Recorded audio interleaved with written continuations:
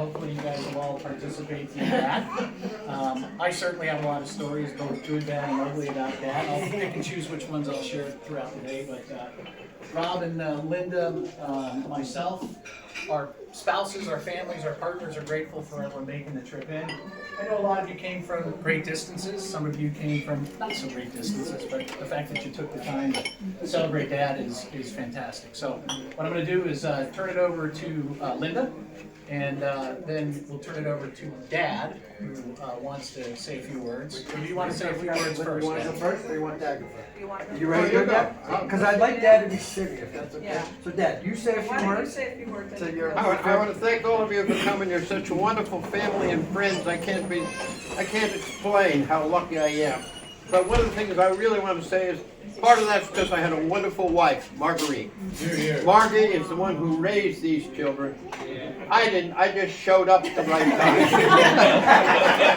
time. But she raised a wonderful family, and I'm so lucky to have found her and she found me. To make it so we can connect with all of you other lovers. Some of you are connected very distant way, but Margie was just wonderful, and I want to thank her standing here for what she did for me in my life. The rest of you, thank you for coming. Enjoyed being there. I don't want to do a lot of talking. I got such wonderful great-grandchildren and grandchildren, and it's just such great to get everybody together and do this. Thank you very much for coming. I really appreciate it. It's nice of you to do this. Some of you drove a long way, and it's really nice and flew in. Some of you flew in, right? Yes. Good. Thank you very much. Enjoyed being with you, and I'll get out of the way now. Can I go sit down? He's gonna ask for a picture at some point. We're gonna have to figure out how to get a family picture. It's gonna mean a lot. You tell me what I'm happy to take it. I'll be the I'd like to have a family family photographer. Okay, great grandchildren. Have a seat, Pops. Okay, unfortunately, I'm not as smooth as Jim is, and he would probably be much better. But today we are here to celebrate Dad's birthday, and in his 90 years, he's seen a lot of changes. He was alive during World War II. He lived through the Korean War, the assassination of JFK, the Vietnam War, the invasion of the Beatles, 9/11, the invention of the computer, and all the progress of this changing world. And everyone here knows Dad, Bill, Granddad through different viewpoints. And as we all get older, I think we kind of forget where we were because we're busy living where we are. And so I wanted to kind of give some of you a summary that you may not know about Dad and his life. On April 12, 1934, William Robert Letter was born in Union, New Jersey to John D. and Mary Letter, the second of two sons. As a child, he gained the nickname Butch. I don't remember where that came from, but I'm sure he would be happy to tell you, unless it's really embarrassing. In elementary school... What? You know why I was so close? Because I was a fat little guy and they wanted me to sound tough. What made him sound tough? That's why I sent them to Antarctica. Yeah, that was part of what he did. In elementary school, he was a musician. He played both the trumpet and the trombone in the Union County Band. He went to high school at Pingree, graduated in 1952, and during his time there, he played football, baseball, was in the navigation club and the German club. I mean, who knew all those times that he tried to talk to Annette and her parents and he was speaking in German? We all thought he was full of it, but apparently he actually spoke German. But his main interest was actually Glee Club, where he sang tenor for 3 of his 4 years. But what he was best known for, now my kids and I had a lot of fun with this last night, looking this up. He was best known for his time in his 36 blue Plymouth. Everyone in school loved his car because Dad would give them rides to and from school, and they loved that. But, and this is a quote from his yearbook, he had a working agreement with his car. It drove him partway, and he pushed it the remaining day. So he took that thing to school as much as he could, but some days it just didn't quite make it. Why have friends in the car? Can I add to that a little bit? Sure. I hand painted it blue. Nice. Not red. Where's I the was red? blue in those days. I hand painted it. He's a chameleon. Although he was actually accepted into MIT to attend college, chose to go to Lehigh instead because he was in love with his gal Marguerite, and Lehigh was too far away from her. So he went to Lehigh, and MIT was too far away, so he went to Lehigh instead. Bill and Marty married in September 1956, and 2 months later, Bill enlisted in the Navy. I'm not really sure my mother knew that that was like part of the package, but we all know how that ended. His first tour of duty was in China Lake, and from there he and his family moved around the country, where he served the country for over 20 years as a civil engineer. Among his stations were 2 tours in Vietnam, a tour in Washington, D.C., tours in California, Hawaii, Massachusetts, and even Antarctica. He served in Antarctica. To those who know the military, when the military tells you to move, and you move quickly. So several times during his career, he actually would go ahead to the next spot, buy a house, sight unseen to my mother, call her, tell her he had a house, and then she and the Navy, who literally would pack everything up, including the ashes in your ashtray, and just like bag it all up in little tissue, right, Morgan? We would all get in the car, 4 kids, 1 or 2 dogs, sometimes my grandmother, and trek across country to the next station. So, you know, this is what we dealt with. This is what, yeah, big road trip. His career was very successful. He gave us all the information. All his officers, all his people, all talked about what great initiative he had, how positive people skills, how he was extremely thorough, and just what a successful career he had. But when he wasn't working, he was involved with family. Standard vacations were long visits to the beloved cabin on the Delaware River and camping trips.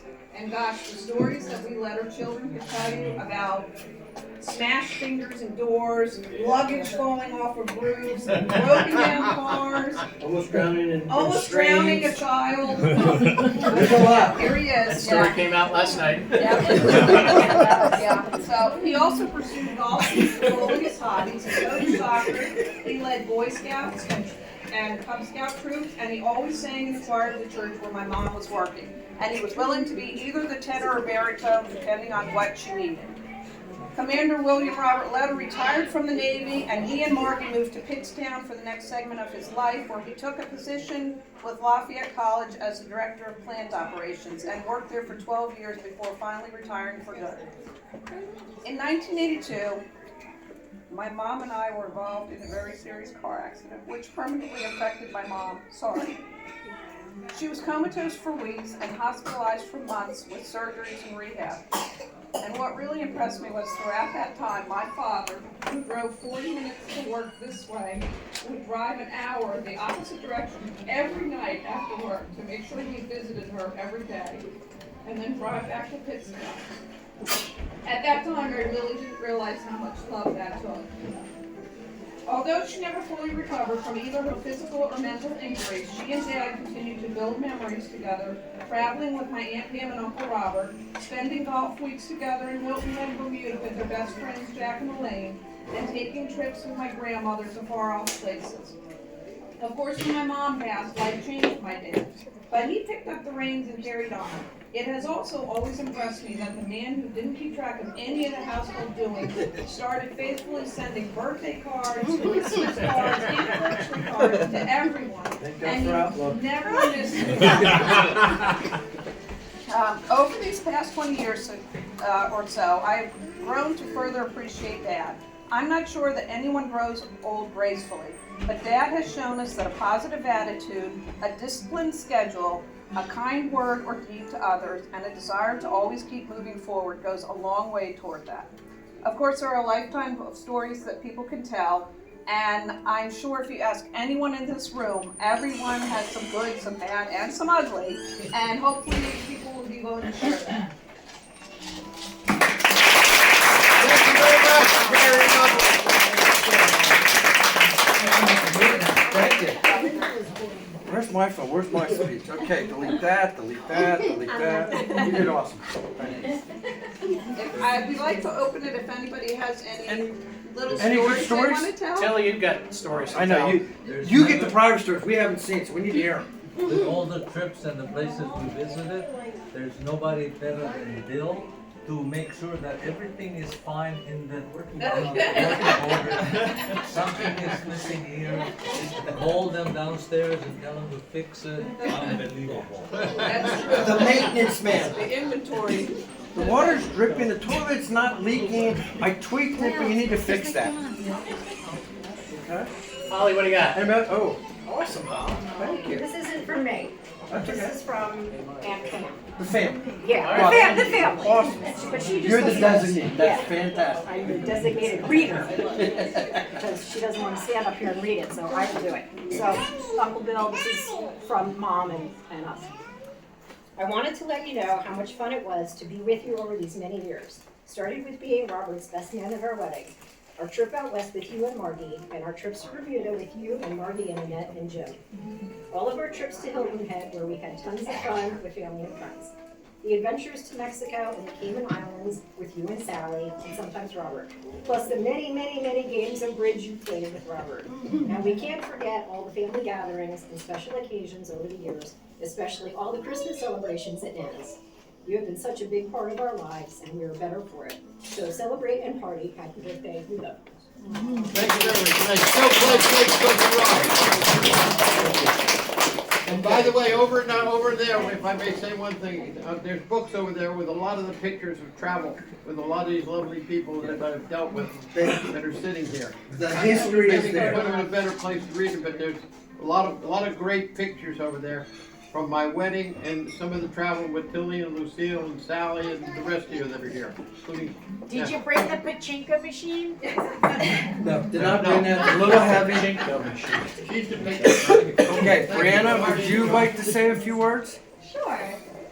I'm gonna take one for the team for the grandkids, unless anyone else wants to also make a speech. Thank goodness I'm going before Allie, because hers is gonna be 10 times funnier than mine.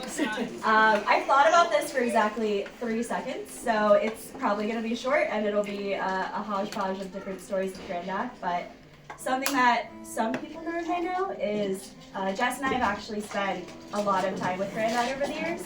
Him and Margie used to pick us up and drive us places, take us to our dad's house, since we were probably in kindergarten, I think. And we've learned a lot in those car trips.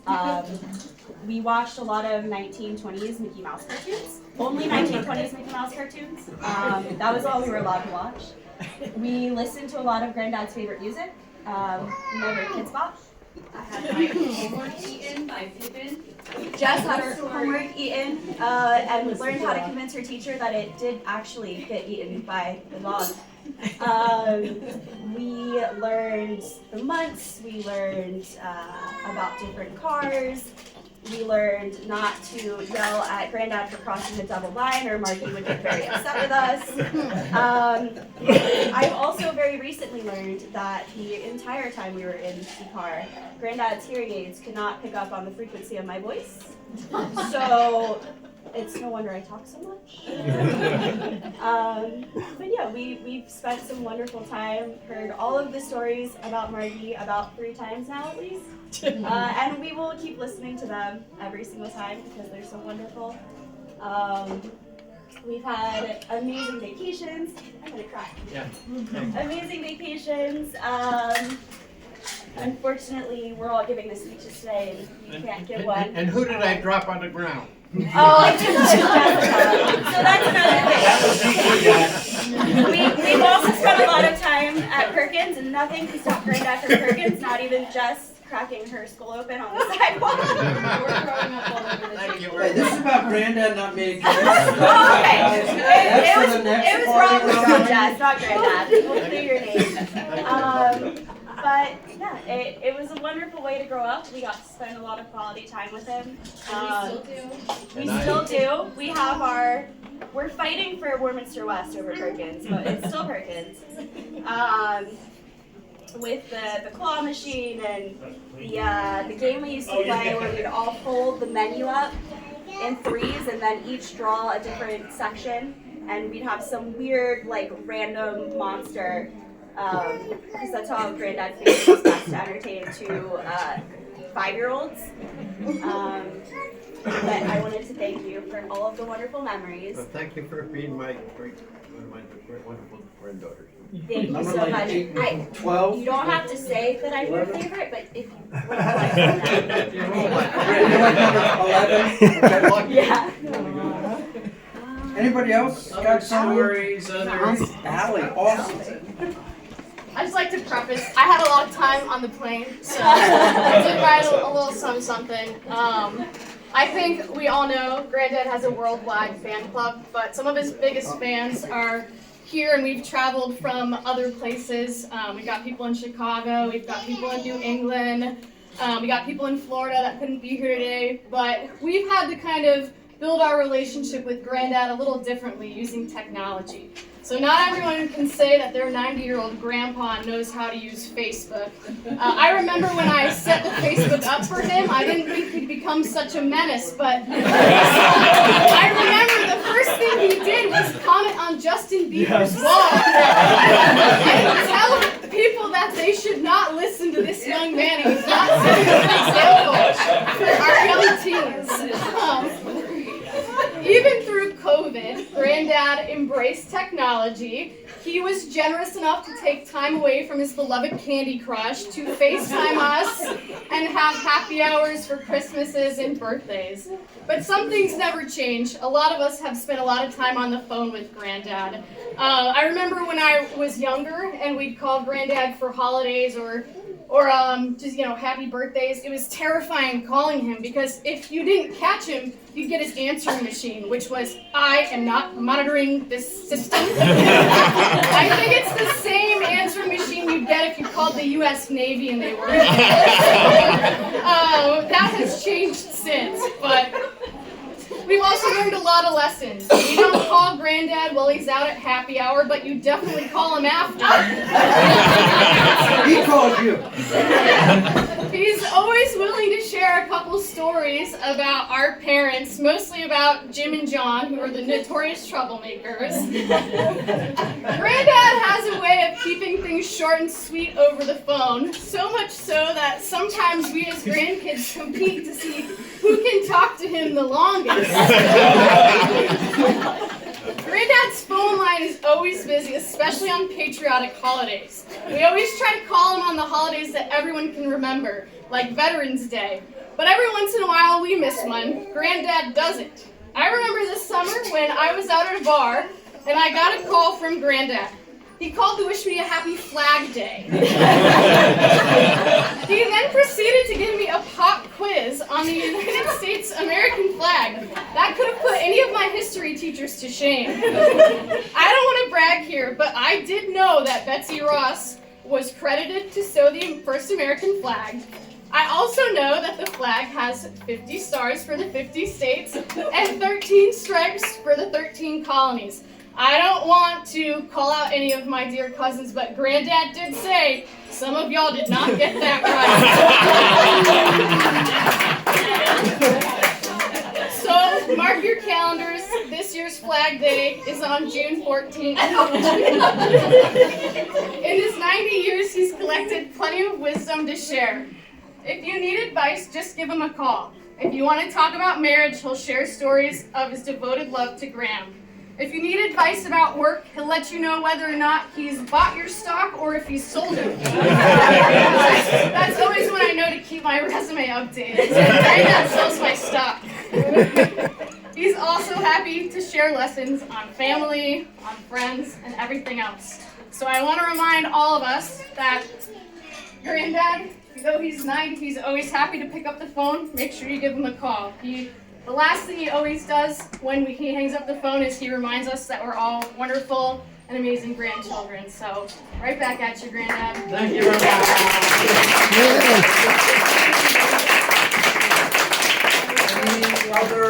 Any other? I got one. All right, Eric. So, a while back, Eric and I had a couple planks of wood, and we had a dream. We wanted to build a fort. And we wanted this fort to be big, we wanted to have multiple floors, and we had maybe 22 by 4s, like it wasn't anything crazy. And we just had this dream, and my mom called up Granddad and said, hey, your grandkids want to build this fort. And Granddad came, and he went to Home Depot, he bought all the material, he built this thing till like it could withstand a hurricane. Like it had like all the planks, it had like the cross beams, like everything you're supposed to do. It had the shingles on the roof. windows. It had windows. Yeah. And we built this thing with him. I mean, he really built it. We were like 8 and 5 at the time, but he built this thing, and we ended up with this amazing outhouse in our backyard. And we had this great outhouse that like we got to hang out in for a couple of years. So yeah, I really appreciate that. The neighbors love it. They love it. I have another toilet story. There was one time, the thing with Granddad is he was like, he would always like try to teach you lessons about how physics worked and engineering and just like do-it-yourself projects. And that was like sort of throughout my childhood. And at the cabin we'd learn these things. And there was just one time when the toilet was like not flushing correctly. And so I helped Granddad out with like this project that I think I wrote about in my college essay, where we just like totally disassembled the toilet because it wasn't flushing correctly. Took it off the floor, like we tried to clean it out. And then we ended up like digging up the septic tank all in the same day. And he wrote on the sides of on the wall, like on the house, just like where the septic tank was, so we would know for next time. And yeah, it was like a fun little boondoggle, I guess you would call it, to try to figure out what was wrong with the toilet. And we put it all back together again, and it was working, but I don't think we ever actually figured out what the problem was. You take it all apart, we put it back together. Yeah, we learned how the toilet worked that day. And it's nice to know where it is again. It's been working ever since. Yeah, it still seems to work.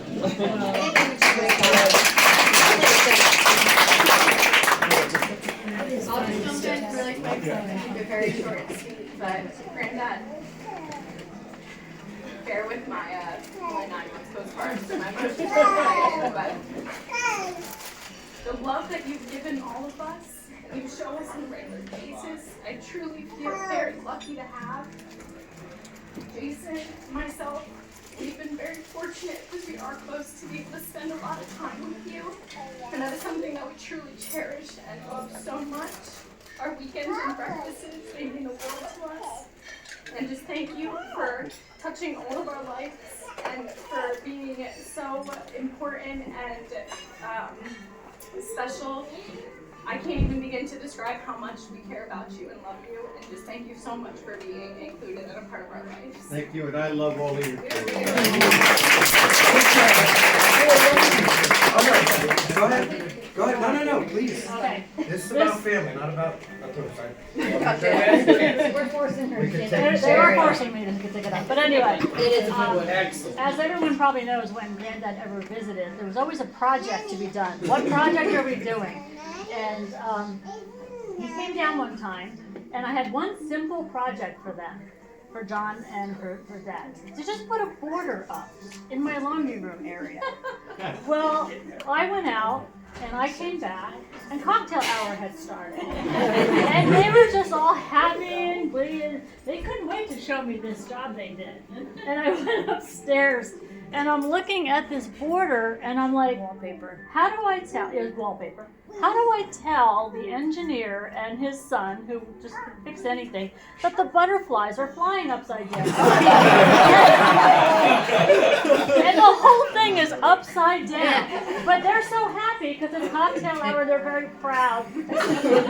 I finally said, I don't want to spoil this, but they're flying upside down. And to this day, 30 years now, they're still there flying upside down. Oh, boy. Any other volunteers? Okay, Jane. I feel like extended family. I'm Jane Hummel. This is my husband Dave, and my parents were Jack and Elaine. And we go back decades, probably before a lot of you were born, in the late 70s when my dad got his first time on base stationed. He was career military as well. And we met the letters on base and became good friends. And I would say that for my dad and my mom, Bill and Margie were probably their best friends. And going back in time, when my dad did have that was his last command before he retired as career military.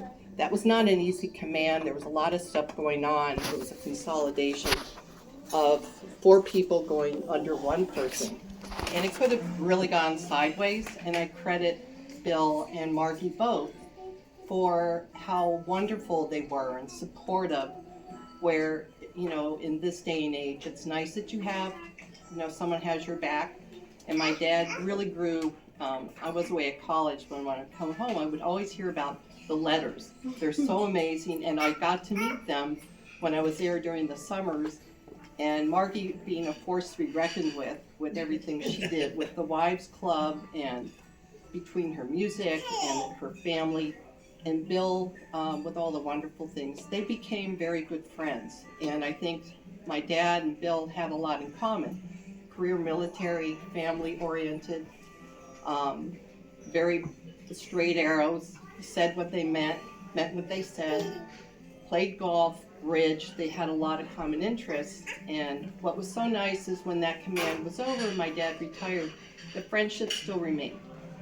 And fast forward, they went on trips together. They even ended up getting timeshares together in Bermuda, which was crazy, and then timeshares in Hilton Head. So there was a lot of time together, which we all really appreciated.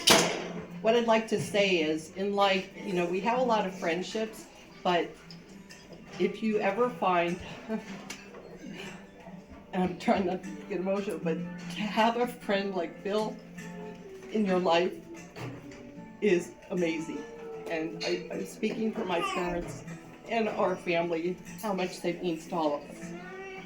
The other thing I did want to say is the positivity that Bill shows is amazing.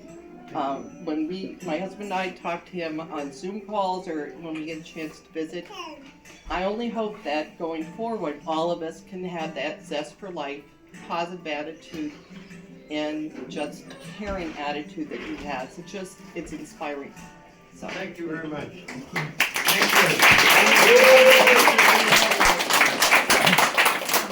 Any other volunteers?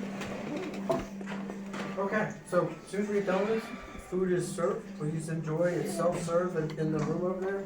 So if everybody can raise a glass in honor of Granddad, Bill, William, Willie, Sheila. We're here to celebrate you and your 90th.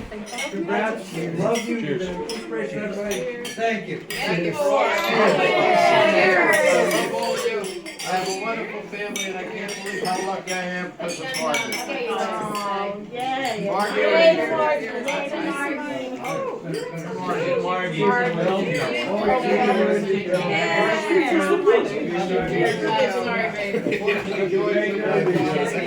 That's the